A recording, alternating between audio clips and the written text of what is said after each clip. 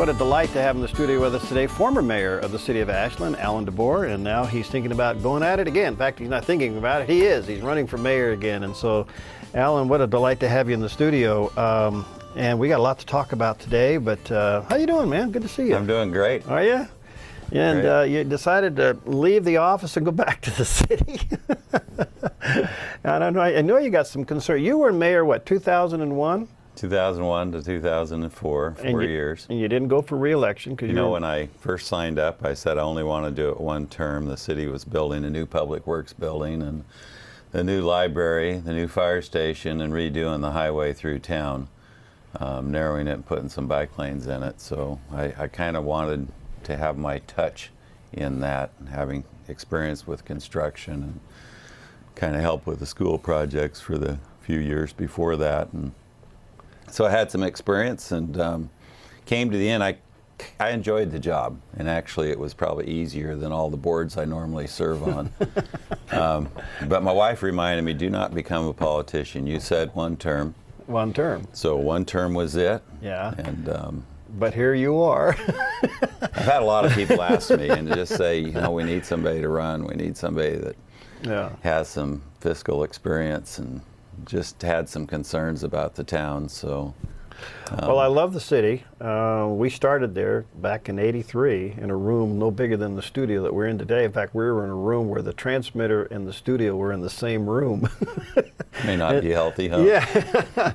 So got great memories, and of course both our boys graduated there at Ashland High School. So I love the city, and so I'm glad to see you back involved. But you do have some concerns. You're back in it because you think the city's kind of going in the wrong direction again. Well, you know, the horrible news this morning out of New York, we just see, I don't know what's happening in our country. I'd love to be at the state and federal level. It's just not available to me. I am not able to move out of Ashland, and I've got business interests. So maybe on a little bit of a local interest, we can provide some low-key conservative management to a city, see if we can help the livability, see if we can help the budget some. Concerned with cost of living. Ashland's such a wonderful place, and the talent we have in Ashland is unbelievable. I don't care what you're trying to do, whether it be fiber network. There's retired people in Ashland that have huge experiences. Love to tap on that. This hiring consultants out of the area for $200,000, $300,000, $400,000, $500,000 and having them tell us what to do in Ashland is just, to me, a waste of money.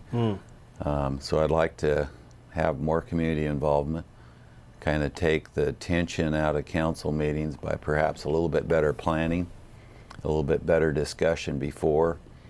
And I'm one that, you know, I go to a meeting and testify, and it just feels like you're not heard. Really? You leave the meeting and things happen predetermined, and the people that are running the meetings almost seem like, well, we've had all these meetings before, and now it's come to the public front. Why are you just speaking out now? So there's probably some sense of getting that out a little bit earlier using the media. So it's a challenge. I love challenges. We'll see what, you know. Well, let's, how would you rate the city's condition today in light of cities across the country going broke? To give us a snapshot condition of Ashland, how do you think it is? City of Ashland's excellent. You know, average daily bank balance is like $20-some million. Huge ending fund balances. Huge. They're building reserves now, which I don't really understand in a city because cash flow is pretty consistent. It's not like my business where, you know, we have to sell X amount of cars per day, and we don't know what our income's going to really be, or yours in the advertising. But cities, government, pretty consistent in income. So I don't know why we need these big ending fund balances, and it's kind of frozen capital. So where is the future of Ashland? I mean, it's a beautiful town. It attracts a lot of people from outside the area, but how can the city grow, and where do you see that growth coming from? And I've spoke before heavily about growth. Ashland didn't participate in increasing the urban growth boundary. I think Ashland, Jacksonville, there's some other towns that can grow a little bit, but they can't grow infinitely. Central Point, Medford all want growth. So the regional planning for growth, you know, the state says you have to provide for growth, but we can do it as a region. Ashland's limited in natural resources. Our water is limited. We're growing about 0.5% to 1% a year and about 22,000 people. There's plenty of empty lots and undeveloped land in Ashland, and there's something to be said about increasing the density of a city rather than sprawl, and in Ashland especially so. So we're going to grow a little bit, as we have for the last 10 years. How do we manage that growth? How do we get public transportation? How do we help people so perhaps they don't need a car? And that may be true of some, but a car is a staple that, you know, basically what grew in America. It's different than Europe that's pretty tight, has rail and other things. But I think there's things we can do in Ashland that will help the livability. And Ashland's a wonderful town. I mean, you need to go there at 5, 6, 7, 8, 9 o'clock at night. Downtown's thriving, people everywhere. Of course, Shakespeare and the spin-off plays that are around town. It's just a great place. And of course, the dining experiences there are probably the finest, I dare say, maybe in the nation. And it's a great place to go visit, eat. We just have to make sure, you know, the downtown's dirty. Just when I walk through there, it's like, you know, let's get power washers out. Let's get individuals out cleaning the streets in the city. Let's fix the sidewalks as they break. Let's keep it so the town doesn't wear out, so it keeps that fresh appearance. They're now going to do a remodel downtown at the plaza, and what's your thoughts on that? Well, you know, they went through a meeting, they've done planning. I think it's a little too harsh. It definitely needs to be done. The grass and the trees are stressed, and they need to change it, just as we need to upgrade things. City Council made a decision. They hired local people to do the planning. I like that. Covey Pardee has done a lot of work. I've worked with them before. You know, maybe a little premature in the decision just from the planning and input, but I think it's great they're doing it. You know, the city talks about they're going to do some of the work themselves and tear out. There's one thing critical about that project: quicker, better. So it needs to be torn out and put back together rapidly. Walked by City Hall the other day. They've had some old issues right in front of City Hall where they tore out the bushes in front of City Hall, and I walked by the other day and it's still torn apart. Any work we do downtown which stresses businesses, stresses tourists, it just doesn't look good. Let's do it quick. Do it quick. Now, there's been talk about reducing car lanes. How does that play into the equation? Or would you rather go have a root canal? Now, the North Main Hershey Street intersection is one of the most dangerous in Ashland. I serve on the Rogue Valley Area Commission, and Transportation has served on that board since it was started, which I think was 2002 or something. This was funding from the state, and we were always the first alternate. And I'm glad the city finally found the money to do it. It needs to be realigned. I commend Mike Fott and the city for putting the power underground, which is the one power line that runs across there. They're putting it underground. They're lining it. In 2003, I think, I was instrumental in buying the lot, which is just north of Caldwell Chiropractic, which makes the whole thing feasible. Because we're moving his parking lot over, taking some of his parking lot. Now, skinning the street, we get $110,000 from the state bicycle, and everybody thinks that's just free money. To me, it's money that stops the bicycle project somewhere else in the state. So we're going to restripe it, take it down to 1 lane each way and a center turn lane as a temporary. But nobody has talked about, gee, if it works, where's the money come for the permanent? Which involves concrete medians, concrete barring left turns, probably some trees and stuff in the center of the road, which I've never really understood because I see them hit and huge damage to cars when you hit that curb. I don't know if it's going to work. I don't think it is. They're going to actually do this September 17th. Wow. And we'll see. We'll see. If it doesn't work, I don't know where the money's coming from to restripe it back. Yeah. And there's ways to change that, because I believe in bicycle, and and making lanes where we can. But I've always been taught to own the lane. So I've seen places where you'd say the right lane is for bicycle and car shared. You paint the bicycles down the center of the lane, and you put signs up and say bicyclists will be using right lane. Still gives us 2 lanes each way. Carrying the Hershey intersection will do a lot for traffic because it was not aligned. You can't turn left if somebody else is turning left because you block each other. So that will be straightened out, which I'm grateful to have done. You know, I questioned why we couldn't find the funding for years. Then all of a sudden we want to stripe it, and then you want to do that. So all of a sudden, you know, we find that $800,000 or $900,000 to reline it. But Public Works has done a great job of the plans. I just don't think it works. The other thing, when you go under the railroad bridge, it's just going to dump the bicycles back over to an edge that's not wide enough, not properly cleaned, has gravel on it.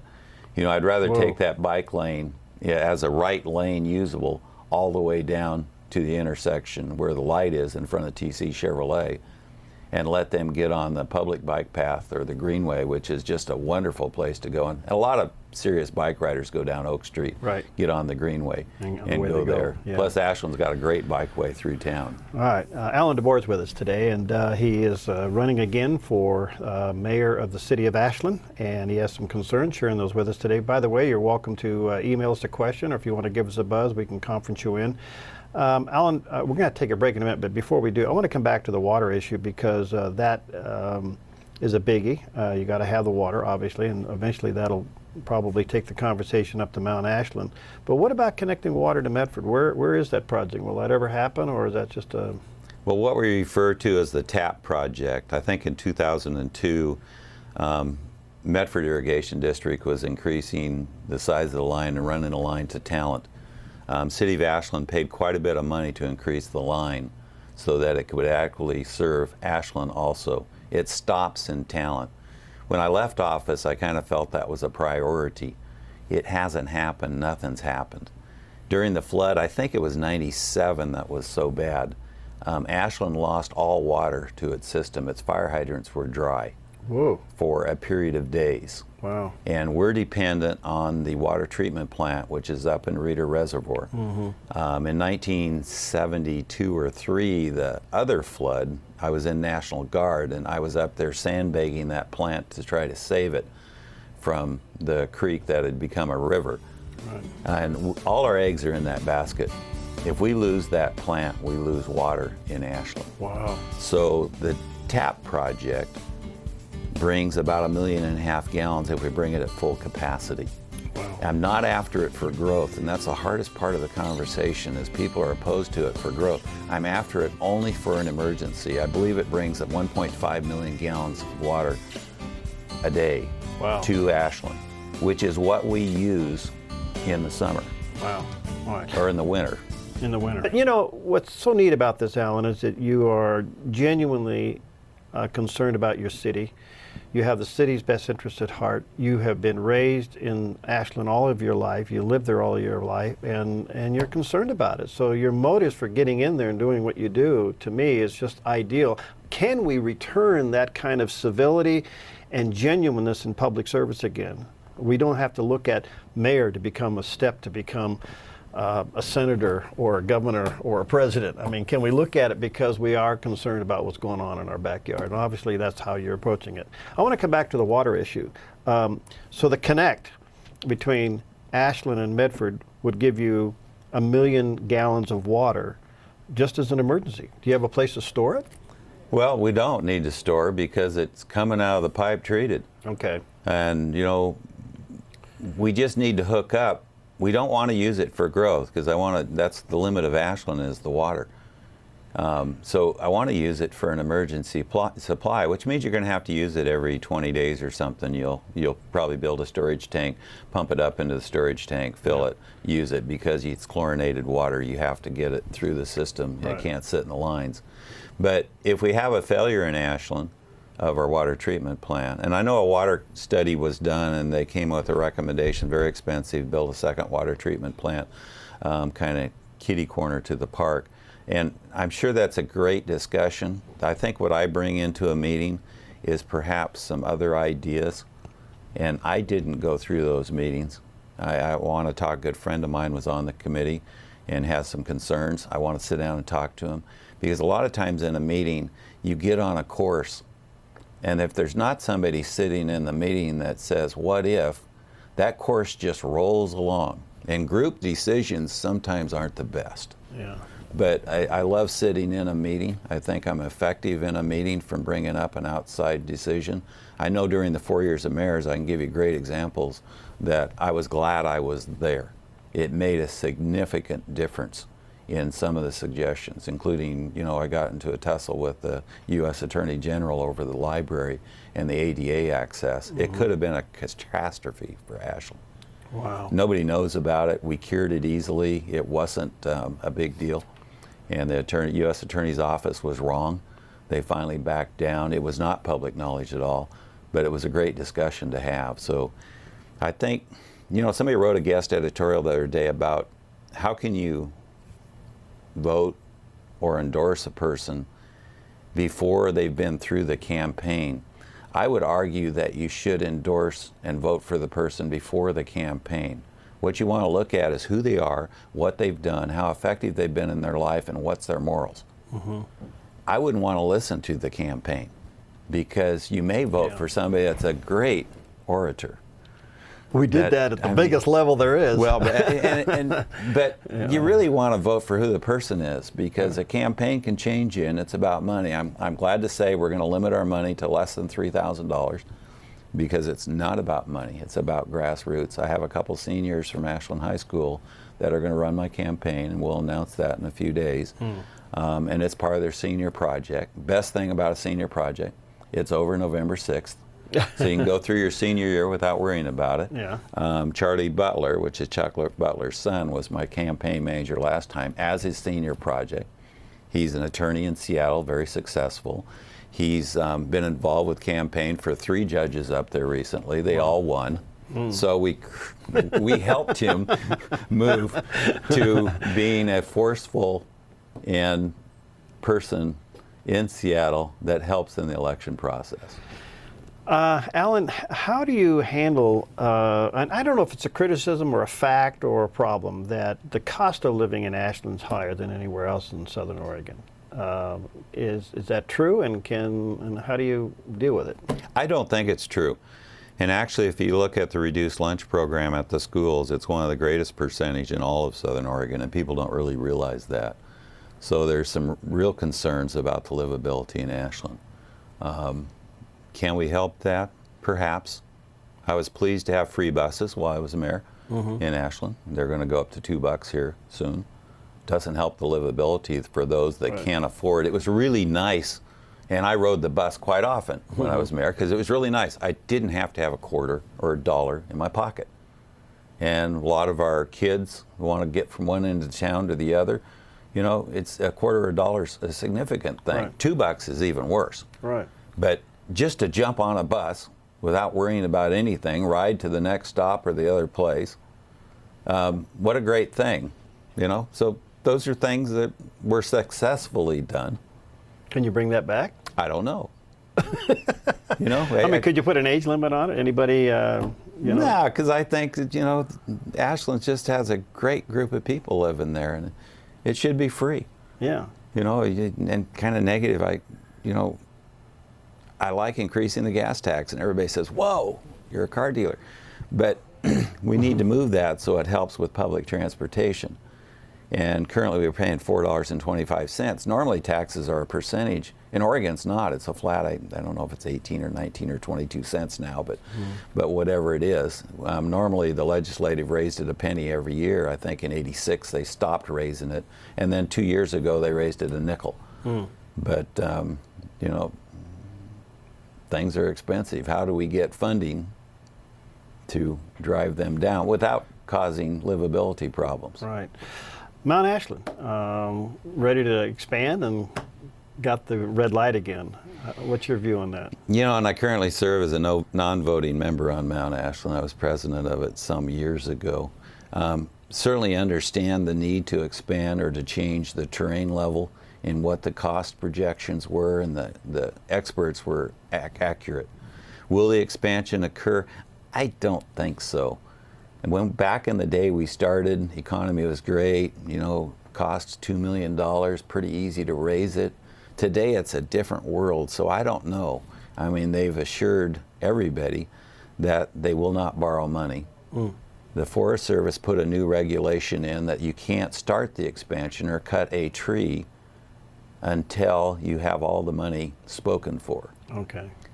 So when will that happen? Yeah. And the court system, I mean, for this thing to drag on for years and years and various individuals to stop it at virtually little cost to them, great cost to the mountain. Right. There's something wrong with the system that we can't get judicial responses quickly and timely that say yes or no. And, you know, these arguments about damage to the watershed are just not true. Doesn't it kind of improve it? I mean, it packs the snow down and slows the melt? Absolutely. And the granitic runoff is not from Mount Ashland, it's from the middle part. And the thinning they're doing up now, we did one group while I was mayor, the second group's being done right now. We're hauling logs out. A lot of residents were concerned. I kept their phone numbers. I called them after the logging was done and said, how was it? And they said, not an issue, never even noticed. But we need to thin and do what fire normally does and take care of ours. Germany's a great example. They take great care of the forest. And these forest fires, which are unhealthy, the smog levels, the smoke, the global climate change that may occur, that putting all that smoke in the air can't help that. Yeah. We need to manage our natural resources. Boy, for that, I understand that. We have a gentleman here from New Zealand. I've been to New Zealand on many occasions, and I can tell you their forest management is another one that should be seriously looked at because it's working, and the turnaround in the harvest is working. So, all right, so the college, it continues to grow and be quite the success. A big campaign now going on now, or construction project with new dorms and everything. What's the future of the college, of the university? Other than getting bigger and bigger. University is doing great. I mean, I remember the headlines that, under 5,000 students, big panic, but they're well over 5,000 students. Just a great asset for Ashland. I mean, a university town provides just the students are great. There's a lot of them, and the programs are awesome. I served with the President's Advisory Board for, I think, 6 years. The student housing is going to be awesome. That's going to be the big thing. It's going up. It's a wonderful opportunity for an education in an area that attracts students because of the ski area, because of the natural resources. They would love transportation. That's easy, the buses. There's some management things. Even when you go to a bus stop in Ashland, there's really no signs that say when the next bus comes. Oh. Okay. I mean, you sit there and you look around, you wait, and it's pretty much every half hour, but you don't know if that's for sure 8:15 or 8:30. Yeah. There's things we can do. Okay. And I see our Rogue Valley Transit District power washing their places. They keep them pretty clean. So. It's interesting you'd say cleaning up Ashland is a priority of yours, and I get that. You know, what's interesting, I met Mayor Giuliani after he had taken over New York, and it was quite an interview that I had with him. And he went into New York with the same kind of a thinking. He said, wait, something's wrong with this beautiful city. And he went to work. And when he left, it's the cleanest it's ever been. The crime was the lowest it's ever been. And all the issues that made the city somewhat on the dark side was gone. Maybe not the case with Bloomberg now, but he saw that, and I guess what I'm hearing you say, that's what you want to do. I want to be responsive. When I was a mayor, a lady called me, and she was an elderly lady in a senior center, and she said, this transformer outside my window is buzzing, and it's keeping me up at night. I had it replaced that day. Attaboy. I mean, that's what you need. You need some leadership. If somebody calls you with a problem, let's fix it. That's good. And you have a great group of employees there. Great. I mean, they just jump, and they love to help people.